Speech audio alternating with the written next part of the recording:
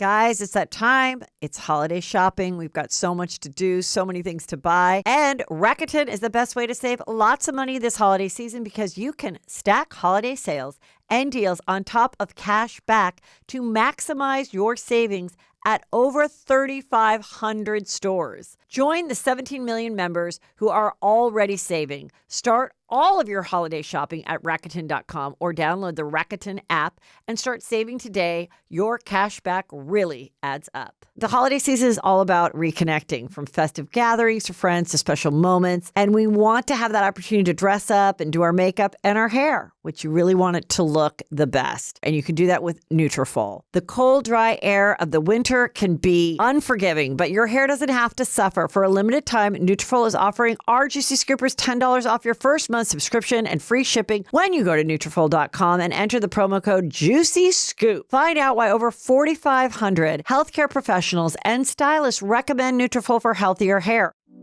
Heather McDonald has got the juiciest scoop. When you're on the road, when you're on the go, Juicy Scoop is the show to know. She talks Hollywood tales, her real life Mr. Segment serial data, and serial sister. You'll be addicted and addicted fast to the #1 tabloid real life podcast. Listen in, listen up. Woo, woo. Heather McDonald, Juicy Scoop. Hello and welcome to Juicy Scoop. I'm coming to you from La Quinta, California, in the Palm Desert, Palm Springs area, because I am hosting about 30 people for Thanksgiving here in a couple days. But I am so excited. All my kids are coming. Mackenzie, Drake's already here helping me. Brandon's coming home from Oregon in a couple days. So I'm very excited, but I wasn't going to leave my Juicy Scoopers without any juice, which is why one of my favorite Patreon episodes dropped Friday. It was a little different. It's a very juicy interview with my friend Gage, and then we also brought in Dr. Drew because it's about co-parenting in Hollywood is really the theme of the episode, and it sparked a lot of conversation, and that's available on Patreon right now. And you just go to patreon.com/juicyscoop and join. Also, once you join, we'll have instructions on there coming soon about how to make sure that you have your correct address there so that you can get our personal family Christmas card. Okay, I also want to remind you guys that the day after Thanksgiving, my reality TV lovers can watch the American Reality TV Awards, which I hosted. You heard me talk about it. I have many different looks, but really so many great stars. I'm excited to see it because I was running backstage changing because I came out 5 different times. But it was just all the reality stars, the biggest reality stars. We had JoJo Siwa presenting. We had Tamra Judge. Sutton made an appearance from Real Housewives of Beverly Hills. Omarosa, Kendra Wilkinson, and really fun things throughout the night. And my friends who came said the show was great. And I want to tell you, you're going to be able to watch that on Friday, Black Friday. And that's November 29th. And you can see it on the Roku channel, Pluto TV, Zumo Play. All of it is right here. I remember to subscribe to my YouTube because I have the photos here too on the YouTube, and we spent a lot of time to make that special for the people that want to watch it. But I need you to subscribe, like, and share. Okay. Sad news, interesting news. Tom Sandoval and Tom Schwartz of Vanderpump Rules, also co-owners of Shwartz and Sandy's. That was their own restaurant that did not involve Lisa Vanderpump. Of course, they're part of Tom, but they have a much smaller ownership in that. This was the restaurant we saw in Vanderpump that they spent so much time really having a unique, decorative vibe. Some people wondered about its success based on its location. I feel like Tom and Pump and Sir did really well because you could go on a little pub crawl there. It's right there in West Hollywood. It's easy, walkable. You know, West Hollywood is known for the gay bars, but also it's just such a fun place. It has so many great dining options. And so that was a great location. They went into a different part of LA, which is still really nice, but it's not like a pub crawl situation. And I always wonder if that is what might have been the issue with it, you know, being successful, then kind of dipping when the show wasn't on the air. And then, of course, when Scandal happened, people, you know, said boycott Shwartz and Sandy's and all this other stuff. We hate Tom Sandoval. Then they filmed again, and people started going back there, and well, they are closing it. They're closing it, and they both made a statement. I read Tom Sandoval's first, which was kind of interesting. He said, it's with a heavy heart. It's always with a heavy heart. We made the difficult decision to close Shwartz and Sandy's at the end of December. And then he goes on to say some things. He said, we'll be hosting a series of events and have availability to host other things leading up to the closing nights. But the allure of being associated with reality TV has hidden what is an amazing spot and location for LA locals as well. I highly recommend you check us out, especially if you haven't yet. Let's get together one last time. It's sad because I feel like even if they have the most incredible December, I don't know that they can stay open. They've made this statement, so it sounds like this is really done. There is a lot of talk if Vanderpump will come back at all or with what cast. I don't think this is a great sign for it coming back. I could see it not coming back and just some of the favorite players going on the Valley because, Lisa's has her places in Nevada, and the one pump has closed, and it just, I don't know, maybe it is time. Maybe things can't last forever. But they do other things, and they are TV personalities. They were both so delightful to me when I went to the Vanderpump Dog Gala. Tom Sandoval was with his girlfriend, who seemed very nice, very pretty. Tom Schwartz is just one of the nicest, most delightful guys. I would really like to see him do some other things. He's just a very genuine, nice person. He's never been on Juicy Scoop, but I think he's good looking and charming, and I could see him doing other things in TV. So hopefully, other things will come from it. But we all know, most people should know how hard a restaurant is to do. I think it's one of the hardest businesses. So, there you go with that. Also, when I was there, Tom Schwartz was giving a lot of people free drinks. And I told him that. I'm like, Tom, you should, it's one thing to give me a free drink, but please, people that you don't know, he's just like, drinks on me and da-da-da. And I said that when I saw him before I knew it was closing. I'm like, maybe stop giving everybody so many drinks for free. Maybe that would be more profitable. But that's the kind of guy he is. He's just sort of nice and delightful. Okay. Oh, and then Tom Schwartz, he did his too. And his was more like, come to have your holiday parties here, have your, funeral for your pet lizard, whatever. We've got it going. And it just, I don't know, it just kind of made me sad. Well, let me tell you the latest with the Menendez brothers. You guys, this is a big day. So we might have a decision when you listen to this. Right now, we don't. So their attorney is Mark Garagos. Mark Garagos is a very famous attorney. He also represented Scott Peterson in the Lacey Peterson case in his trial. He has now come forward to help them to get the charges, the conviction from premeditated first-degree murder to manslaughter. If he's able to convince the judge of that, then the time would have been already time served. They've already been in there for 35 years. That would have satisfied that. Thus, maybe they could get out by Christmas. That's the whole thing. But the judge has to look at it, and then they're supposed to, and then if he says, yes, I think this is a compelling case, then they'll come back December 11th with Mark Garagos, and he's going to bring in 6 witnesses, many from the prison, to show what an exemplary life they've led behind bars, helping people. They have college degrees from UC Irvine, all these things. Saying, this is why they should be let out, because they're not going to be a danger to society. And so that'll be very interesting to see. Our DA, Garcon, who is now got voted out, he very much wants it. So I don't know if it's going to take effect with the new guy. But that's what's happening. But the juice is about Lyle Menendez's love life. So for those of you that I've talked about this many times, I will quickly remind you of the story of Lyle Menendez. He is the older brother of Eric. Eric has been married to his wife for 20-something years, 25 years or something. Her name's Tammy.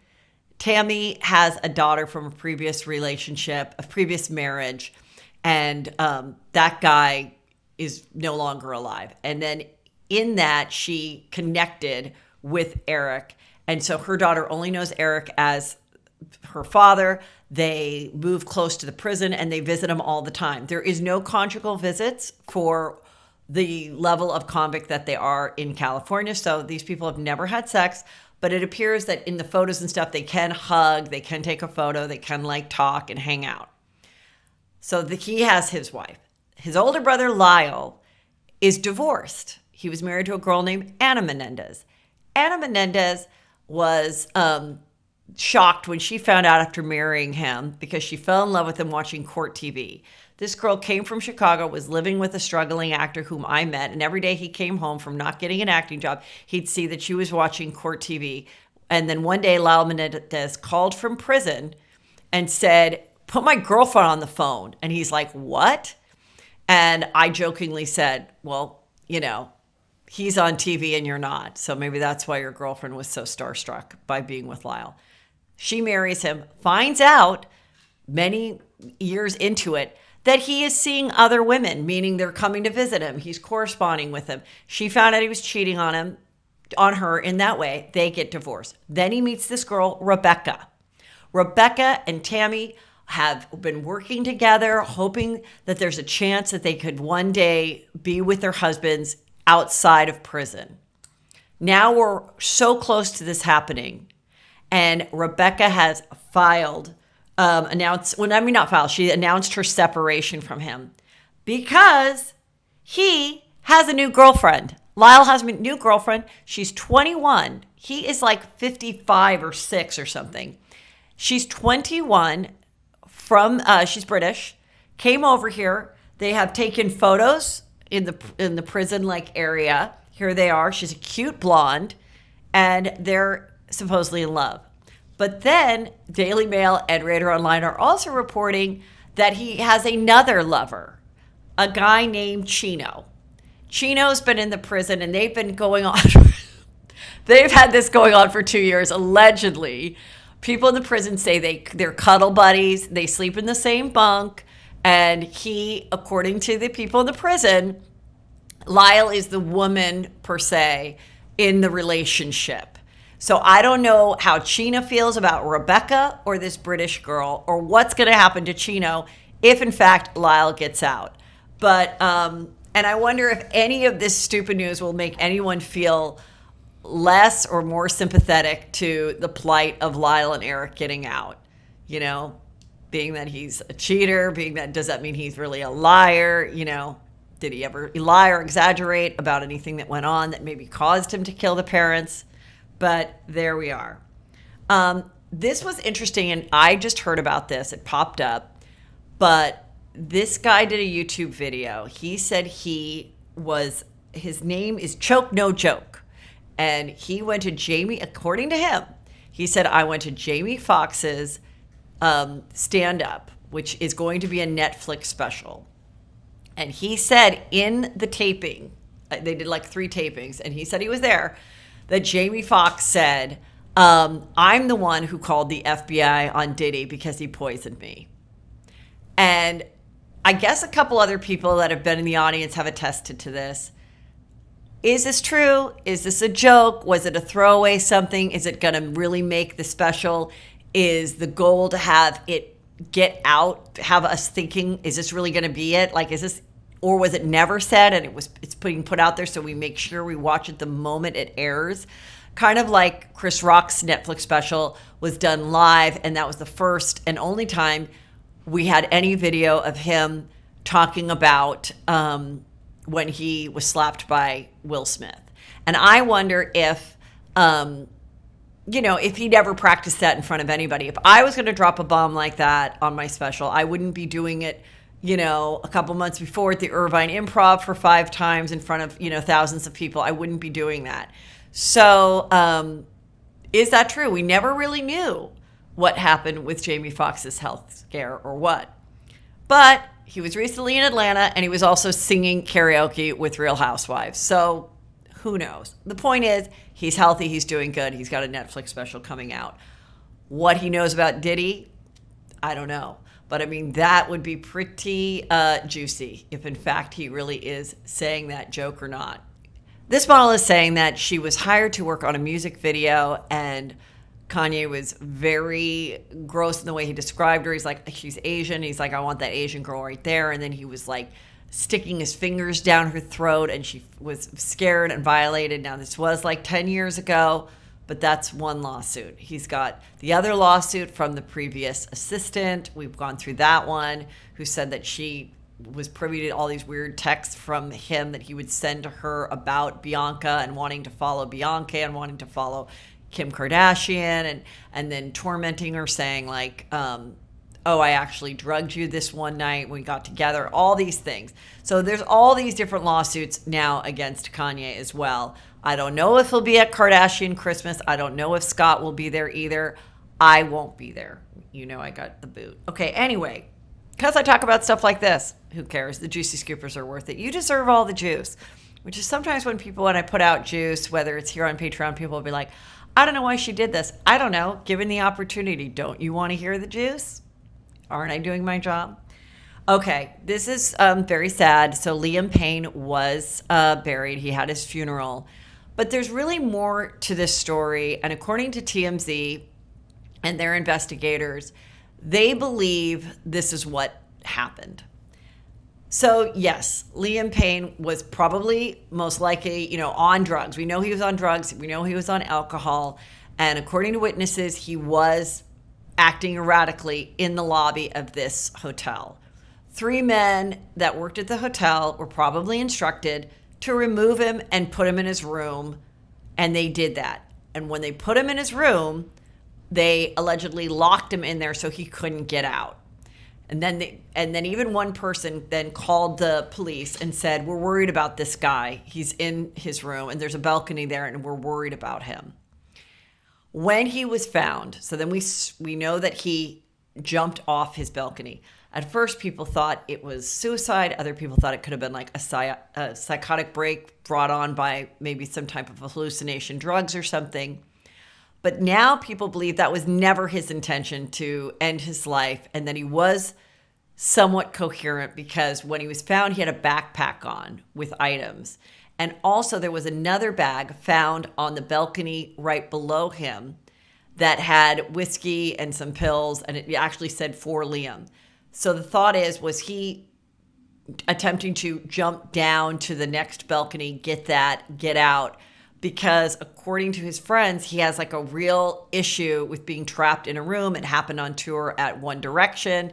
And he felt very, he just doesn't like that confinement. It also happened somewhere else where he actually did successfully manage to go down and escape a room and get out by going outside the building or on a balcony. So now they're wondering, that may have not so been his intention at all, but whose fault is it? Is it the 3 guys that were just the workers that were told, this guy's freaking out, get him in his room until we can get authorities here? Is it the person that sold him the drugs? Is it, the people he was hanging out with the night before? It sounds like it was just a lot of horrible series of events, but it definitely doesn't, to me, sound like it really was like a suicide or anything like that. Very sad. This is very sad too, and very bizarre, juicy crime here. This girl was traveling from Hawaii, and she stopped in LA, and she had a quick layover, and she's supposed to get on her plane to go to New York to visit her aunt. She never made the flight. Her name's Hannah. This was a few weeks ago in November. She never made the flight never got on the plane never used her LA ticket. For the first couple days that she was missing, people in her life received very weird text messages that didn't really seem like her. But she said, I think someone's trying to take my identity. Weird stuff is happening. Things like that. And she has not been found. So her dad came out from Hawaii, and they claim that they feel like the LAPD has not been giving this enough attention. They don't know if she was trafficked, kidnapped, or what. But, with the weird, or was someone have her phone and writing weird text messages, and why it doesn't really sound like it was in her voice, or was it in fact her? We don't know. We don't know where she is. Very sadly, her dad came out here, and they say they believe he also has ended his life by jumping out of a parking structure at LAX. And I don't know enough details, but that seems very weird. I wonder, is there surveillance cameras showing that he willingly did this? Or was he maybe followed? Did he finally find out something about her? Anyway, her name is Hannah, and we don't know where she is. Very sad. Guys, it's that time. It's holiday shopping. We've got so much to do, so many things to buy. And Rakuten is the best way to save lots of money this holiday season because you can stack holiday sales and deals on top of cash back to maximize your savings at over 3,500 stores. Stores will be at the highest cashback rates of the year, all the way up to 15% cash back at some of your favorite brands throughout the holiday season. So here is how it works. Your favorite stores like Bloomingdale's, Wine.com, pay Rakuten to send them shoppers, and Rakuten passes on a part of that money to members via PayPal or check. Get cash back at hundreds of stores across every single category, including fashion, beauty, electronics, home essential, travel, dining, and so much more. Plus, membership is free, and it's so easy to sign up. Join the 17 million members who are already saving. Start all of your holiday shopping at Rakuten.com or download the Rakuten app and start saving today. Your cash back really adds up. You guys know me. I love my handbags. I feature many in different photos, but I always want to strive to really keep them looking pristine. I know you do too. That's why I discovered Keurig. Oh my gosh, you guys, this is the ultimate solution for protecting and preserving my purse collection, ensuring that they stay beautiful and last forever. You know, you maintain your shoes, your car, your body. Well, the luxury handbags really need it too. And they are an investment. We know that. So with Keurig, you can make them last a lifetime. Plus, if you ever decide to resell, Keurig helps keep your bags in that perfect condition so you can get top dollar. In today's world where overconsumption is a big issue, it's really crucial to make things last as long as possible, especially when we love them. So by taking care of your handbags with Keurig, we can do just that. There's a limited supply available. So head to mykeurig.com to get your leather care kit today. That's mykeurig, MYCUIRE.com, the best way to make your handbag last forever. Okay, here's some juicy juice for you. Fun juice. Secret Lives of Mormon Wives. We talked about this show. We had a couple of the girls on. Taylor was the star. She was the one who popped off on TikTok. They were these young Mormon moms. They all have long locks and healthy skin, and they don't drink alcohol. They don't have coffee. They are allowed soda pop. I guess it doesn't have caffeine, but they do screw other people's husbands. That part, okay. They can do that. They can get divorced, and they can do soft swinging, or maybe it's not full penetration, but they have fun with each other. And they were doing videos as cute 20-something young moms, and then they started to swing. And Taylor was it, because she was the one that went and did a TikTok and said, all right, you guys, I guess it's out there. And it really wasn't out there. It was probably just on some of these smaller subgroups of gossip, you know, and she felt, I better just address it on TikTok. Because I feel like if she never had, well, we wouldn't have a show to watch, that's for sure, because that's what sparked the show. And she comes out and said, yeah, and explains the whole story. She since has done many interviews of how it went about, but she was hanging out, you know, with this girl, and this girl, Sam's life, she broke down the latest thing. So then the show starts, Secret Lives of Mormon Wives. I'm like, okay, I'm watching it, going, which one of these girls was a swinger too? Whose husband did this Taylor like make out with or go to third or fourth base with? I don't know. None of them did. They were sort of cast. The real players in it that also messed around, they weren't in it. They either didn't want to be in it or whatever. Well, now that one of the girls has come out, and she's done a 5-part series on TikTok, and she basically, you know, is telling her side of the story. So then Taylor pops back in and shares that that this girl, her name's Kenna, who was part of this swinging. And what Taylor has said is the way the soft swinging started, it really started soft. First, they actually had some cocktails, okay? So they would get a little drunk. Then they would start spinning the bottle, starting with just girls kissing each other. So the husbands would sit back and be like, you guys kiss. Then they'd be like, why don't you guys kiss in lingerie? Then they'd be like, why don't we all like make out on the bed together with our respective spouses? Then why don't we swap spouses and just like dry hump in like chairs staring at each other? Then a couple of the guys got caught feelings for Taylor and was like, I want to see you more, and writing you. So anyway, this girl, so Taylor shares a text from this girl, Kenna, saying, hope you're having fun in Moab. I'm drunk and wish I was kissing you. And then Taylor also shows a video of her dancing. Now her body's perfect. She had her third kid or whatever. And her body's perfect again. And she's like doing her butt lift. And then she has a video of them kissing. So I'm like, wow, this show has already gotten a green light. How happy are those producers? So it's already going to come to a second season. Is this girl, who's probably divorced as well, trying to hop on this? Like, why is she coming out with this now? She probably wants to be on the show and realizing, like, I could be a lot more interesting than these non-swinging Mormons. Also, I guess Taylor was doing something at the CMAs and she posted this whole thing. When you go to the CMAs and none of your MomTok friends congratulate you, and then all the other girls started sending and posting the times that they did text her and say, oh, you look great, you're doing great. And they're like, oh, I guess unless I only congratulate her online publicly, it doesn't count. So listen, welcome to reality TV, you swinging Mormons. Who killed Jon Benet Ramsey? This is a new doc, a 3-part doc. It airs today. Well, yeah, it will have already, you can already watch it because it'll have aired Monday, November 25th.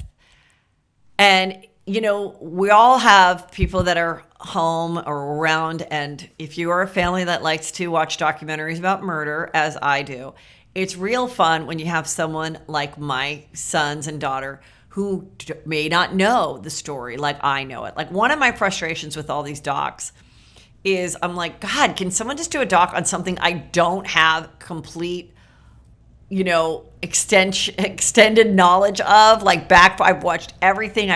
When it was happening with Jon Benet, I did it. To remind you, this is this little girl who came from a wealthy family. She had a brother. I think she had older siblings as well, but her mom and dad were married, and she had a brother who was a few years older than she, and she was 6, and she was in pageants.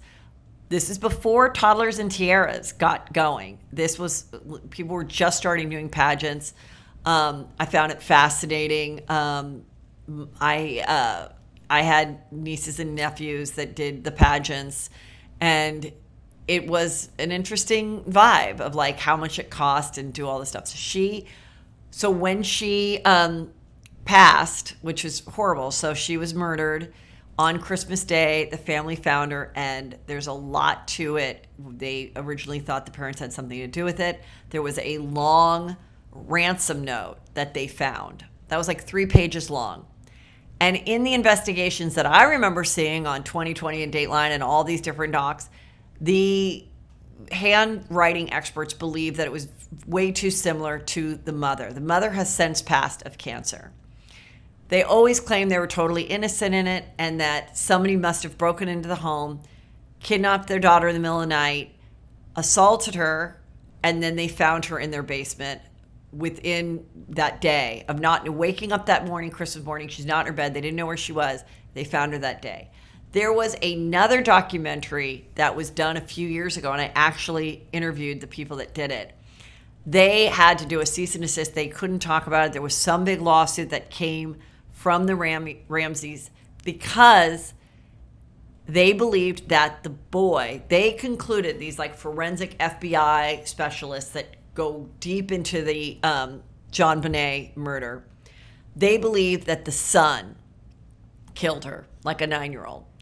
They believed that he must have gotten frustrated with her because there were times when he got frustrated with before. There was witnesses that say he hit her head with a golf club, that he was kind of a violent kid. He was annoyed by his sister, and they believe that maybe she was eating his food or something because there was pineapple found in her stomach, And that's what pissed him off. And he did something that was a fatal blow. And then the parents, or at least the mother, covered it up with the ransom note and that situation. Also because the morning that they came, because she didn't know where her daughter was on Christmas morning, she was wearing her same clothes from the Christmas Eve the night before.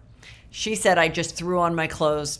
That was the first thing I put on, but it was like a fancy outfit. She wasn't in her pajamas. Was she up all night to cover this up? Would you protect one child that didn't mean to harm your other? That was a big discussion. But the son, who's now grown, they filed some lawsuit or something saying this is not true. I can't believe this is out there. There's no proof to it, whatever. So now this other documentary, which is 3 parts, is really going down the road of the police didn't do their job, that, the mom and dad were never responsible. And why aren't they looking at all these other weird people that were suspects all these years? And, but I've already seen online and stuff, people already reminding us of all the discrepancies and now what the dad is saying in this documentary versus what he has said in numerous interviews before. Like the day of that they found her, within an hour, they called their private pilot to fly to their house in Atlanta. And people thought that seemed bad, like they're trying to escape somehow criminal charges. They always said no. They told us to get out of the house so they could really investigate it. And we had a home there, and we have family there, and we have access to our private plane. So that's why we were going. But then in this doc, I see that he's saying something a little different. So I'm going to watch it, and it'll be kind of interesting to watch it through eyes that don't really know anything about this crime the way I do. So this weekend was Bravo FanFest in Miami. It was kind of like a mini BravoCon. Not that much scoop came from it. I saw some clips, and I don't believe it was sold out. The prices were high. We looked into it. I was curious. And I think for just a one-day ticket where you're just like in a theater hearing panels, it was $450. For some type of other experience, VIP, where maybe you'd have a chance of getting a photo if you wanted to wait in line, was $750. I thought that was really high, but we'll see. The stars were mostly Real Housewives of Miami and Summer House. And then they announced just a couple weeks ago that they were adding like Kyle Richards, but there were not any Real Housewives of Beverly Hills. There were no OGs of Real Housewives of New York. But Andy got asked a question, and he said, I have made up with Carol Radziwill from Real Housewives of New York. I love Carol. She's been on Juicy Scoop many times. One of my favorite moments ever, though sad for her, because I feel like that's what got her not to come back, got fired, is when, she was being so gaslit by Bethany the whole season. She didn't understand what Bethany's issue was. And then she looks at Andy and she goes, what, Andy, are you scared of Bethany too? And he's like, oh yeah, I'm scared of Bethany. And it was like, anyway, they haven't talked in years. But according to Andy, they've made up and they're good. Also, he said he's made up with Nene. Makes me think that he's realizing that these people that were such dynamic stars of the past are really what the fans are craving. The new Real Housewives of New York is just not getting a lot of buzz. People aren't into it. I find it quite boring. I think I already predicted that Jessel's husband is going to be the next house husband pursuing stand-up comedy. I hate that these predictions come true, but get ready.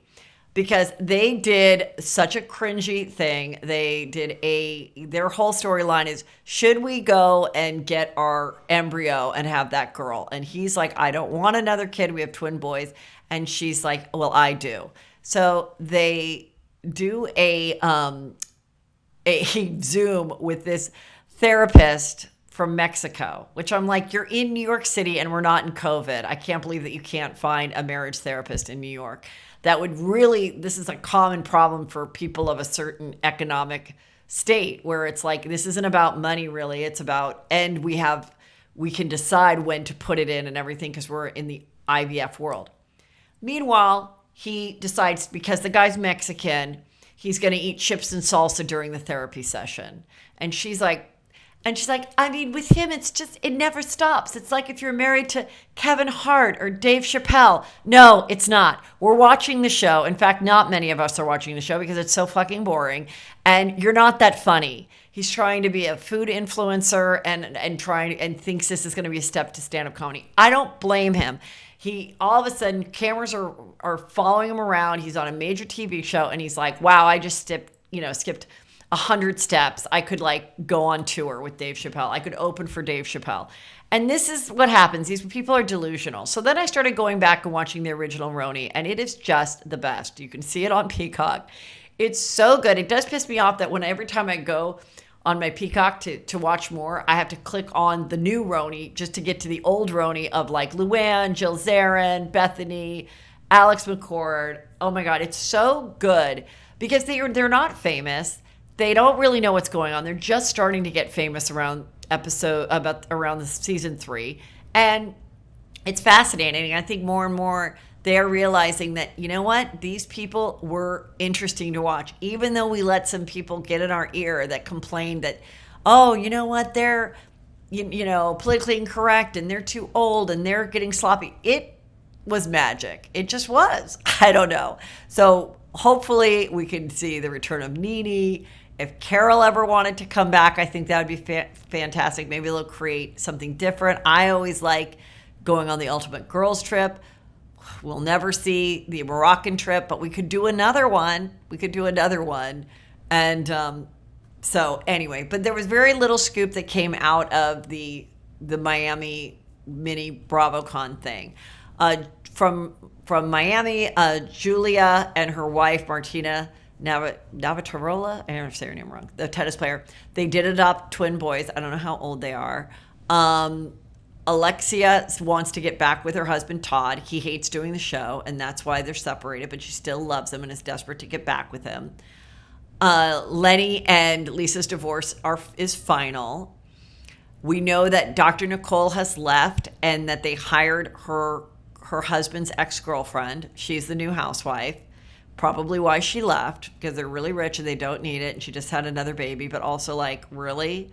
Like I said, what are they going to do? Bring on Leslie Bador on OC for Shannon next season? Don't be surprised if it happens. This year, I'm thankful for Honeylove because there is nothing worse than suffering from an uncomfortable bra or shapewear. Honeylove has revolutionized the bra and the shapewear game. You guys know I just hosted the American Reality TV Awards, and I wore 5 different dresses, but I wore one Honeylove Power Short.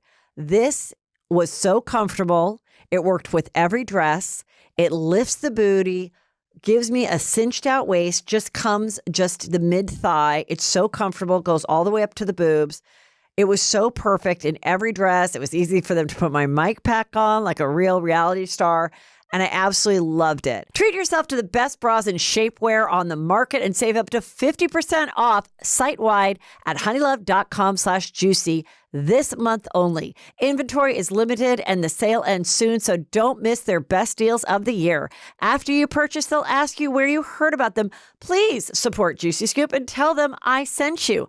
Elevate your comfort. You guys probably know by now that I love Nutrafol. It is so great for your hair, and I have been taking for a while. My hair feels softer, stronger. Really what I've noticed is the shedding that was happening prior to using it. That has virtually stopped, which I absolutely love. And the holidays are approaching. That could also lead to stress that oftentimes affects your hair. You've got to-do lists, you've got parties, you're not sleeping as much. Nutrafol is the #1 dermatologist recommended hair growth supplement brand trusted by over 1 million people. See thicker, stronger, faster growing hair with less shedding in just 3 to 6 months. The cold, dry air of the winter can be unforgiving, but your hair doesn't have to suffer. For a limited time, Nutrafol is offering our Juicy Scoopers $10 off your first month subscription and free shipping when you go to Nutrafol.com and enter the promo code JUICYSCOOP. Find out why over 4,500 healthcare professionals and stylists recommend Nutrafol for healthier hair. Nutrafol.com, spelled Nutrafol.com, promo code JUICYSCOOP. That's Nutrafol.com, promo code JUICYSCOOP. Real Housewives of Salt Lake City. Andy did say you're going to see one of the toughest moments you've ever seen on a housewife show. I believe it's Mary struggling with her son's addiction, which is very sad. No mother should have to go through that. and brave to put it on camera, and let's hope he's doing better. Also today, it was one of the other sites, I think it's OMG Bravo, has shared that allegedly on some other site that Mary's house might be in foreclosure. We don't see the step-grandfather, her husband. She no longer has the church because she can't. I mean, we know the scoop behind it. Well, who's going to go give her money for outfits for her to be on Housewives anymore? And we know that Housewives doesn't pay that much. So maybe she does have to leave that house. Maybe it's in foreclosure because she's not paying, just like PK's not paying. So also Bronwyn, who is married to the older gentleman, Todd, she did an interview, and at one point she let it slip, like, everyone thinks I'm, a sugar baby, but that's not it. Even though we're 25 years apart or whatever they are. She met him when he was 54 and she was 27. You do the math. She's like, that's not what I'm about. We just really have a lot in common, and I just find him fascinating with his coffee cups. And you never know. I'm season 17. It might be me who has a sugar baby. Well, that would mean that you'd have to divorce Todd. So how strong is your marriage that you're already looking forward to a time of being divorced and, finding a young guy? I truly believe she loves this life so much, and I don't blame her. I'm not going back to Alaska. She's not going back to her other life of just buying weird clothes and, only the people at the restaurant can enjoy them. She loves it. She always knew that she was for bigger and better things. She will go to anything they ask her to go to. Salt Lake, Real Housewives of Salt Lake ice cream opening in New York, here or there. She's having a blast. She's very interesting to watch. Their dynamic is juicy. And so that's doing pretty well. Of course, OC, we saw the finale of it. And at the very end, they picked up cameras and they had a meeting with just Heather Dubrow, Gina, Tamra, Shannon Bedore, and Emily. Fab Force 5 or whatever that was from Beverly Hills. That's what it reminded me of. No Alexis was there, no Katie and Jen. So I think, we know those 5 are definitely coming back. I think Shannon and Tamra probably hate each other, but are smart enough to know that we're not giving up this $1 million paycheck, and we need to make this work and put it aside to stay on the show and keep it going. But we don't know if they're looking at anybody else seriously and if they'll bring anyone back. So Alexis and John are still together every day. People are saying they're broken up. They were just at like a wedding together. And they have a wedding date planned for the fall. So that would be pretty interesting if they kept them around and we could see it, but who knows? But it was a very interesting season. We know that. Real Housewives of Beverly Hills, getting, juicy. We've only seen one episode, but I did come across Morgan Wade, and she wrote a song, and it's one of her new songs. And you know what? She was on my TikTok, and at least this one did not have a lot of views or anything, but she did sound great and was real raw. And she's like, I just wrote this song, and it was about from first person trying to get pregnant, being so disappointed when you go to the CVS and you take the test and it's negative, and you dream of pitter patter feet on the wood floors. It was really a good song, and it made me wonder, sometimes in my comments, people say, wait, did she ever come out? Because she had a husband before. Morgan Wade was on a local TV station saying, my husband's in the band, and here we go. Kyle has never admitted that they were anything but friends, and now she's no longer part of the show. Kyle has promised her, I won't say your name on the show, even though Garcella's like, I think we know it's Morgan Wade. She's been on the show. She was in multiple scenes. You did a video together where you practically kissed, but they didn't kiss. And so what is the deal? And I think I'm right about it. I think whatever happened, it's not happening now. And Morgan Wade wants to continue and get the respect from musicians and not just from curious housewives in their 40s. So there you go. This was interesting. This mom people picked it up. She did a video online saying she can't believe that her child, who is a twin, was invited to a party and they didn't invite the other twin. And gosh, I mean, what is wrong with people? What, no matter what, that is so mean and rude. And as a parent, I just remember I got invited to a 1-year-old birthday party for Drake. And it was our weekend with Mackenzie. Mackenzie is my stepdaughter, and they're 3 years apart. And she was going to be with me that day. And Peter had to do something. He was working or something. So I was like, okay, great. It was like at the beach or something. And I'm like, okay, Mackenzie and I and Drake will be there. And this girl wrote me back, or it got a mutual friend let me know, no siblings are allowed. It's only for 1-year-olds. And I was just kind of like, okay, I see that you didn't want a bunch of other kids running around and being disruptive, and you wanted like all the 1-year-olds to sit at a little 1-year-old table. But I'm like, I only see my daughter, 2 weekends a month. And I am not going to leave her like with my mom or something, which would have been fine. And then, first of all, I want the time with her. But then also I'm like, I'm not going to leave her and then have her like somehow figure it out that I took Drake to a birthday. Like, that would be so hurtful, especially to a stepchild. So I remember I reached out and I was like, I totally get it. It's your party. You have an aesthetic you want with just people of a certain height that are little. I don't know, but I just can't attend. But I get it. It's your party. And then she did reach out and she was like, okay, you can come, I think is what happened, because I do remember being there. But so now I'm going to, speaking of, this is what happens when you have multiple children or when you have multiple wives. This just popped up. I'm a little behind in my sister wives, but Cody has said in the last episode, he breaks down weeping after telling Mary that she is his favorite ex-wife. And the comments are hilarious because he always, while they were all married, she was his least favorite wife because he was just not into her at all. They never hung out. They never boned. She was catfished. Thought she was talking to a guy that was going to whisk her away from this guy that wasn't into her. Turned out it was a woman. That was all embarrassing. He just never wanted to hang out with her. COVID was the perfect excuse. She finally is like, we're done. He even has said, don't be mad that I didn't love you. Be mad at yourself that I didn't love you, or something like that. Like the rudest comment. She was the first wife, so it really makes no sense that he'd be like, I was never in love with you to start. I think that's all his excuses of like, I was called to live this life and this life didn't work out for me. And I was trying to be this good soldier of the scripture that says I should have multiple wives. So I just picked out the 3 of you and I wasn't into any of you until Robin came along.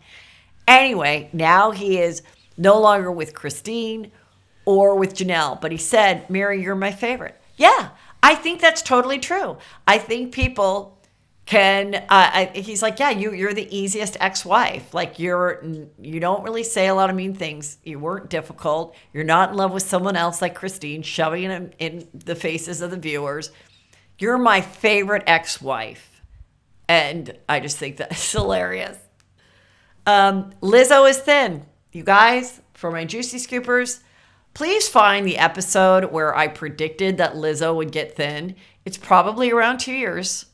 Right when Ozempic was, on the market, where people were doing it. But if you did it, they would come out with pitchforks and come after you. How dare you take Ozempic from a diabetic? You skinny bitch. You don't need it. My uncle can't get it. He had to wait in line around the corner limping.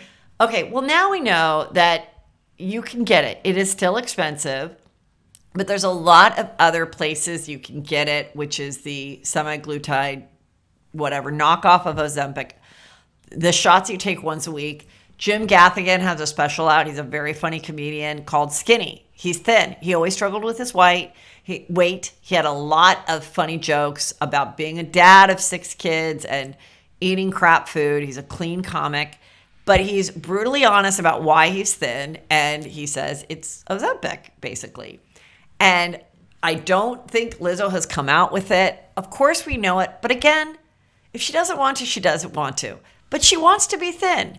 And to some people that really followed her body positivity thing and were like mad that she was a bigger girl and happy and talented, and then they were mad that she was mean to her dancers who filed a lawsuit where she took them to like, sex shows in Amsterdam after performing, and she wanted them to be a certain weight. She didn't want them losing weight, or she wanted them to be thinner or fatter as her dancer, whatever it is. She is thin and showing off those photos and loving it, and how she got there is her issue, and her deal. And you can like her music because she was once heavy and now she's thin, or you can like her music because you like that she was mean to her dancers, or you don't believe that she was mean to her dancers. Who cares? Let's just see if she brings out some new music. But it would be really interesting if she also called her new song Skinny and stole that from Jim Gaffigan. Well, Thanksgiving is around the corner, obviously, and Meghan Markle has released a statement. Basically, people are talking a lot about Meghan Markle and Harry not doing a lot together, but they also bought this house in Portugal. I don't know. I just think the interest overall is like, who really cares? Are they doing things separately? Yeah, they are. They've been married now like 6 years. So he didn't go to the ladies' luncheon that benefited women from Afghanistan. Okay, let me tell you something. My husband doesn't come to everything with me either. He didn't go to the Vanderpump Dog Ball with me, but he did go to the American TV Reality Awards with me. He doesn't come to everything. Some things I bring my sister to. Sometimes he just doesn't attend. Doesn't matter. Now, he's not the prince, but still. So, people also seem to think that they're going to separate creatively. Well, they should. Neither of them have any business doing podcasts or creating TV shows, because none of them have worked except for their documentary where they ripped on the royals. So there you go. This I thought was really funny. This is a viral TikTok going. And this girl wrote, "My brother started making PowerPoint presentations with every movie we watched because he got tired of my mom asking so many questions." Hilarious. So they're watching a movie, and then above it, he has what he anticipates his mom would ask. And it was an older movie with Brad Pitt. So he wrote, "Yes, that is Brad Pitt. He's currently 60 years old. He was 41 when this movie was made. Angelina Jolie divorced him in 2016, and he has 6 kids. He also divorced Jennifer Aniston in 2010 or whatever it was." And I just think that is so hilarious. And I think when you're spending time with your family, whether you're this mom or this kid, this was just hilarious and very relatable. Okay, so now I'm going to get into some stuff that was on my Facebook group called Juicy Scoop Obsessed. A lot of people have asked, will you do an advice column or just occasionally give advice? So I thought this is a great time. And coincidentally, a lot of the questions, it was only up for a few hours, so I'm sure there'll be more. Maybe I'll do more in the weeks to come. Were about holidays and what to do with family. I'm going to read some of them. But one was, my sister-in-law always insists on hosting, but her food sucks and everybody hates it. What do I do? Well, and a lot of things about it. What do I do going to my boyfriend or my husband's house? It's so many more people. It's such a bigger deal. It's a lot for me to take, so many people around. Here's the thing, if you're going to be with someone, then you should spend at least one holiday with their family. So if it's Thanksgiving and Christmas, you do one at yours and one at his. I think that's fair. And you know what? Suck it up. It's if you're a guest, eat before, whatever. Or do what I do. When it first started, I felt that there were not enough sides at Peter's family's Thanksgiving. I was like, the turkey was good, but it was like turkey and sauerkraut. And I was like, that's it? Like, where's the sides?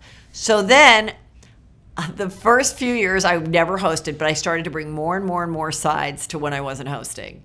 And now that I'm hosting all these people, for the first year ever, you guys, I actually am getting a caterer. And I always said one day I'd be in a position to just get a caterer and have it be lovely. And I'm just telling people, just bring a dessert and a bottle of wine. That's it. You don't have to bring an appetizer. You don't have to do anything. And that's because for 20 years I have hosted. Well, I've probably hosted 10 or 11 times. I've probably hosted because we do it every other year. And if you don't want to come, that's fine. But if I agree to do it, I'm going to do it my best. I'm going to do it what makes it fun for all of us and be great. But I think for your sister-in-law, you should just say, you do so much. Why don't you just do like the turkey and let me do something else? Or you can offer. You could say, could I please host one year? Okay, so here's this other one. This is coming from Kim, okay? I'm Gen X, married 4 kids. My in-laws never accepted me. My father-in-law passed away a year and a half ago, and my mother-in-law is hanging on to the bit. I don't know what that means. And I'm the villain in every scenario. Literally cannot win with her. Push presents were never a thing in our generation. No, it wasn't. I never got anything, and I pushed out 2 babies. The present was the baby, okay? And so now I have to deal with her disrespect in my home on a holiday. And then she said, I'm picking cute gifts, unwilling to tell your mom to stop. I think she just feels she's got a real issue with her mother-in-law. And I just have to say, I don't know what it's like to have an unpleasant mother-in-law, because I really do have a great one. There was only one time that there was an issue, and it was when I had to miss Thanksgiving to go to Australia. When I worked on Chelsea lately, we were not going to be there for Thanksgiving. And technically it was our year to have it. And I said, I don't want you having Thanksgiving at my house without me. And I'm like, I just don't want my kids to remember a Thanksgiving like, where's mommy? Oh, she's working, I just didn't want that. I go, can we just all do it next year? Just either everyone have their own small one or go to the other cousin's house. And that was probably the only time I really felt like I had to assert what I wanted from my family. Otherwise, very accommodating. And that was just something because I felt so bad about missing it. I was so sad. And you guys know I'm sensitive about being a working mom, and I always was. So that was probably about it. But for you who has trouble with your mother-in-law, I think you just have to accept that, on occasion, you just kiss some ass and just be pleasant. It's not worth it. And they're not going to be there forever. And they probably only have a few Thanksgivings left. And they want to be with their child. And, so just do it your way and just be firm and be like, no, this is what we're serving. This is what we're having. We are doing a gift exchange. We are doing it, and you can participate or not. And we'd love to see you. And just be real. The minute you start being firm like that, then maybe there'll be a bigger reaction that's positive. Okay. I have a friend who's extremely needy when she needs help or is having a crisis in life. I'm normally the first one she will call, text in situations when she needs help or guidance. For example, her child was sick. I got medication, saw her many times, picked it up for her, dropped them off. The same friend, though, was not there when I needed her. I was going through a particularly hard time, and she pretty much is non-existent. When my son was pretty sick and we needed surgery, she acted like I was making a big deal out of it. That would be really annoying. Also, she's always going out with other groups of friends and will find a babysitter for those nights. But when she goes out with me, she just brings the daughter. Okay, girl, this is Chelsea.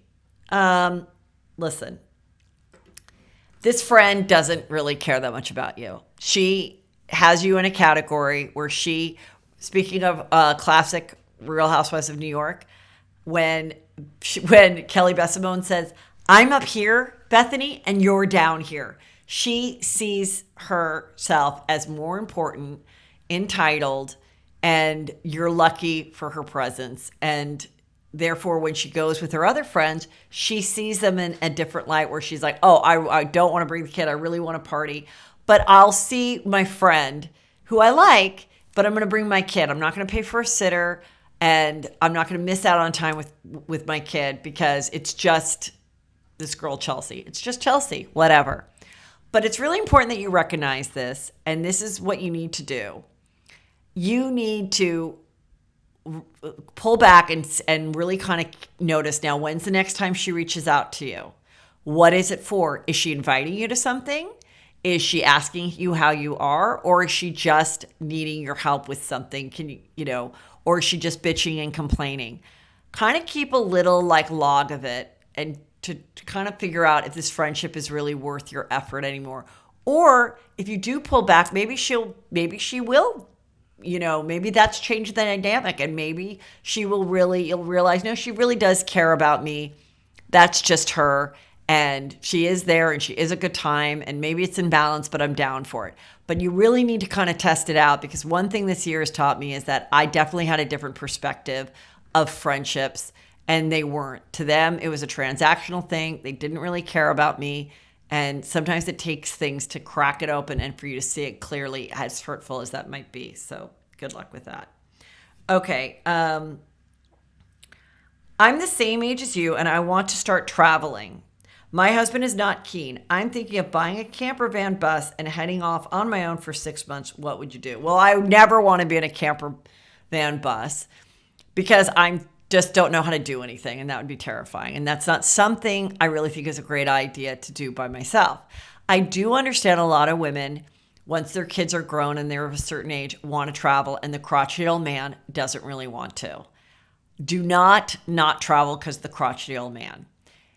There are so many groups, and I've talked to travel agents too that say I have so many groups of happily married women, but the husband just doesn't care to do the same type of stuff. They don't want to go to Europe. They're happy on the golf course, sitting in their lounger, whatever. They've worked their whole life. It's not what they want to do. So I think that's what you need to do, is have the conversation of like, well, these are the things I want to do. What would you like to join me on? Maybe it's one thing. Maybe it's a shorter like vacation. And then the bigger thing, you go find some other women. I wouldn't go alone. Find some other women, find some other plans, and just say, I'm doing it. I'm not going to not do it because you don't want to join me. That's just lame. There are so many ways, especially in this digital age, to find like-minded people that want to do something you want to do.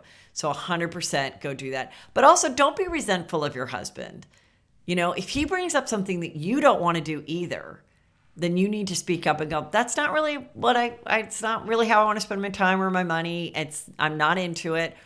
Or, okay, I'll do one of your trips and you do one of mine, but we have to be delights to each other. But if you know your spouse well, sometimes you're like, if he doesn't get his way, he's not going to be delight. He's going to be full-blown crotchety old man, okay? And I don't want to put up with that. So you really have to like evaluate it. And, it's no reason. You don't need to break up. You don't need to get divorced. You made it this long. Doing things separately is okay. Okay. This was kind of a long one, so I'm going to summarize it. But this girl said, Erica, she said, I had a seizure at work, and this other girl didn't even care and kind of mocked it. And then she said, this girl, she goes, this coworker pretends to be a sugar baby, but has nothing to show for it. She's 30 and lives with her parents. And in my mind, she's a Splenda baby, fake sugar. Shortly after my seizure, she had a minor fender bender, and I remarked that while most people slow down to look at accidents, most people wouldn't want to see a coworker seize on the floor. Well, that was kind of snarky too. Here's the thing. There's a lot of coworker questions in this. A lot of women that work together hate each other. They do. And I think it's interesting, would be an interesting dynamic to study. Like some of these questions I got, it seems like women are annoyed by coworkers that either don't work as hard as they do, other women that don't work as hard as they do, and ones that seem to get away with something. This girl seems to get away with stuff, get away with sympathy. She clearly doesn't like her, and the boss sort of favors her or coddles her. My advice is you do not go to the boss and complain that this girl is getting away with more than you. Think about your kids. Is there anything more annoying than when one of your kids is like, but Tommy didn't do it and I did it? It's like, that's not what you want. What you need to do is, if you're in that situation and you like the job, you just need to go, I like the job. I don't like this girl. Eventually they'll figure it out. Or if you feel like you're doing more than you should, don't go above and beyond. Do what the job requires and do it well. Take advantage of your paid time off. A lot of people that are really dedicated, a lot of women are like this. They're like, oh my God, I never took my vacation time because there was a project coming and I knew that they needed me. No, take all the things that you're entitled to. Just follow the rules. Make sure you put the request in far in advance. If you haven't used all your 6 days, guess what? You're sick. Find a day and be sick. Lie about it. Get your sick days in and just don't post. Don't go to Starbucks. Don't be like, I got my star. I remember that happened at Chelsea lately. A couple of people, this person called in sick and literally tweeted about the hot barista that served him a latte. And we're like, really? You're supposed to be sick? Well, I was just getting hot tea for my cold. Shut up. So if you're going to call in sick, like just stay home, stay off your phone, watch some movies, and pretend to be sick. Take advantage of all those things because these other coworkers are doing it, and that's why you're being resentful, because you are a better employee than they, and you feel like you are not getting the respect you deserve. But guess what? You can't demand the respect. You just have to do your best and try that it not bother you. Oh, wait, let's see. Okay, let's see. My kid is growing up with a friend's kid. But this kid is so dang selfish. He sucks the air out of the room. Do I let them still be friends? Then another person jumped on it, Jen. She said, my very good friend has a daughter the same age as mine. We live in the same town. They are 6. Her daughter is not a good influence on mine. They get into trouble, act crazy, wild, etc. I don't know how to keep saying no to play dates and plans and request that they not be in the same bunk without offending her. I guess she means bunk like going to camp. Well, I was reading this with Drake and he's like, how much trouble are 2 6-year-olds getting into? I think, you know what, your daughter has a friend. You shouldn't stop that friendship. The only thing I would maybe suggest is getting them involved in an activity that girl is not involved in. And they'll eventually kind of grow apart. But then if they see each other on occasion or you want to get together with your friend, it's fine. But if you really feel like a child is just not your kid's vibe, or you feel like they act sassy or they're doing the wrong thing, get them involved in something where they'll meet other kids. Like get into gymnastics or karate or whatever that kid is not involved in. You'll make other friends and they'll like kind of forget about it. I was the kid that people thought was the bad influence. And that is because I was the youngest of 5 and I was just being raised by wolves. I don't know. I was able to watch whatever TV I wanted. And I was at this girl's house, first time to be invited over for a sleepover. That's when people did sleepovers now. Everyone's like, never do a sleepover. But anyway, so I was at a sleepover, which I understand why people don't do it, but I was. And this girl had like very straight, kind of cool, like kind of very straight hair. And we were playing with barrettes. And she put her hair up in a barrette.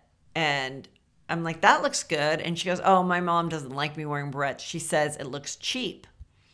And then the mom came in and I go, what do you mean it looks cheap? She goes, oh, with her thick, straight hair, I just feel like it doesn't blend in nicely. Like, you know, when she puts her hair in a barrette. And I go, oh, I thought you meant cheap like a hooker. I was 8. I said this. And I knew then that was not the right thing to say because the mom's eyes like fell out of her head. And she's like, wow, your mother sure shares a lot of things with you that we don't find appropriate. Something like that. And then I doubled down and I was like, have you not seen Dawn the Teenage Hooker or whatever it was? It starred Eve Plum. And it was after the Brady Bunch had ended. She played Jan in Brady Bunch. And she was a teenage hooker. And she wore like a tan outfit, like a leather mini skirt, like a Pocahontas kind of an outfit. And was walking up and down the streets of Hollywood Boulevard. I just loved the outfit. And I just thought it was just a fascinating show. And I knew what a hooker was. And I knew that they sometimes would charge certain things for just a BJ and other things for the whole 9 yards. I was 8. I knew all of this. But then Drake also said, yeah, but there's a lot of kids that are like watching people TikTok and they're like, 9 years old and they have access to TikTok and they're watching people, twerking and things like that. But whatever, I was never asked back. I was never asked back to that girl's house. That mother probably told other people stay away from that girl. Because I never had a curfew and I could watch whatever TV I wanted. And it made me a little weird. But in the end, look at me now, doing pretty good. But that was odd. And so I said to Drake, and I guess Drake was seen as, Drake, you said you were seen as, some people thought you were sort of a bad influence. But it wasn't because of what I did, right? It was just that you guys were just getting in trouble. Yeah, I don't know. I don't know. I hope it wasn't what I did. But we didn't get invited to a lot of things, so maybe it was. Whatever, we're fine. Okay, I found out recently that all the women in my husband's family went to Nashville to celebrate my niece's 21st birthday, and I was the only one not invited. What would Heather do? Well, this is a bummer, and this is hurtful, but fuck them. You were not overlooked. Whoever put it together chose not to invite you. And you know what? Eagles don't fly with pigeons, as Dorinda would say. You know, eagles don't fly with pigeons. They don't. And you got to think of yourself like that. Well, I wouldn't, you know what? It saved me money. Who knows what could have happened there? If like I always said, if someone doesn't find me a delight, I don't need to be around you.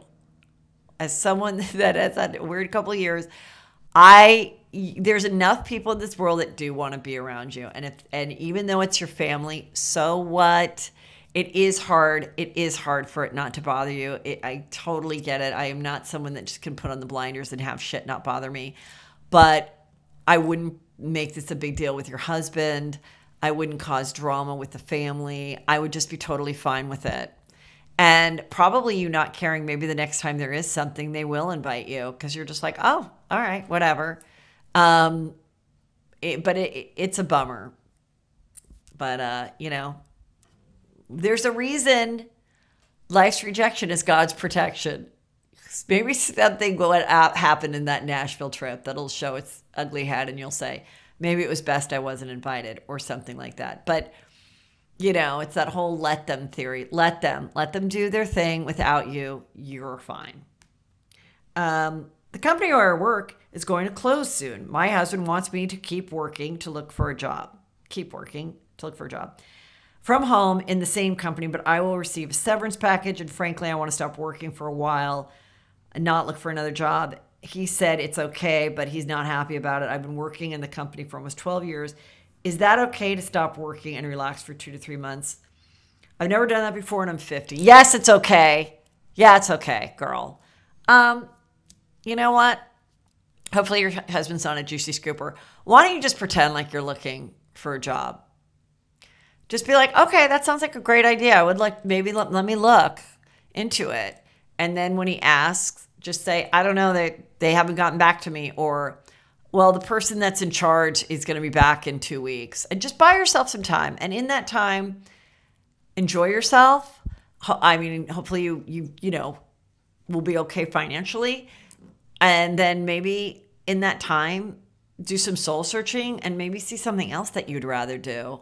And then you can present that to him and say, you know what? I don't want to do this anymore. I actually want to do this. And that's what I'm going to do. Too bad. That's what's happening. I don't want to do this job anymore. It doesn't fulfill me. It doesn't make me happy. I've really enjoyed my time off and I'm going to pursue this instead. But maybe in the meantime, you just say, okay, sure, I'll try to do that. Sometimes honesty is not always the best policy. Okay. Okay, I have a new coworker that was hired at the same salary as me. When my boss asked, should we hire her? I said no. I've been training her for 2 months. She's so bad at her job. In addition, she's always got excuses. And but we're both remote. Oh, how annoying. And we can hear her on other meetings. We are certain she has another full-time job. Heather, would you call her out on it or yourself or wait for the boss to handle it or quit the job? This is triggering my PTSD. Okay. I don't think that you should quit, but I think that you could drop subtle hints to the boss without being the tattletale. I think you could say, oh, hey, we were doing the meeting the other day on the Zoom, and it was just a little frustrating because Katie or whatever was like talking to somebody else about shipments. I don't know what was going on there. I don't know if she does like some other thing on the side or what, but anyway, what we need to do is this, and you just kind of drop it like that. Drop the hints like you didn't even mean to for him to then investigate, does she have another job? That's what I would do. but it's not your job to tell and spell it out and look like Bitter Betty. And you got to be careful about that shit. Also, Lindsay Lohan got a major facelift, and I think she did the burn victim skin thing that Tamara did because she has no freckles. She was on Watch What Happens Live. She looks amazing. Face looks amazing. And, you know, it wasn't staying out of the sun because I remember one of the first jokes I wrote for Chelsea lately was Lindsay Lohan is aging in dog years because she looked and acted and sounded like she was 40 when she was like 24. So now she is about 40 and she looks amazing. She does not have one freckle on her face, which tells me like she got all that dead skin off and then probably did like a lower facelift too. But she looks great. And that's it. All right, you guys. So remember, everybody, when you're hanging around on Friday, you want to watch the show, which then you can stream after. That is right here, going to be on Roku, Pluto TV, and Zuma Play. You want to join my Patreon at heathermcdonald.net, and you click on the Patreon, which is patreon.com/juicyscoop. And that's it. And of course, if you want to buy tickets to my shows, I've got those shows in February 14th in New York, February 15th in DC, and February 16th in New Jersey, Red Bank, New Jersey.